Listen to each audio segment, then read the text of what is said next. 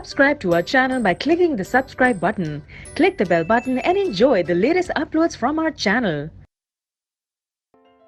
Question number 11, what type of oxide, किस type के oxides are form when non metals combine with oxygen. जब non metals और oxygen का reaction होता है तो किस टाइप की ऑक्साइड्स बनती हैं। तो नॉन मेटल्स और ऑक्सीजन के रिएक्शन पे न्यूट्रल या फिर एसिडिक ऑक्साइड्स, ठीक है। तो non metals when they combine with oxygen, acidic oxides such as nitrogen dioxide and sulphur dioxide ऐसी बनती है, ये एसिडिक ऑक्साइड्स हैं। या फिर न्यूट्रल ऑक्साइड, नाइट्रोजन मोनोऑक्साइड और कार्बन मोनोऑक्साइड जैसी ऑक्साइड बनती है जो कि न्यूट्रल।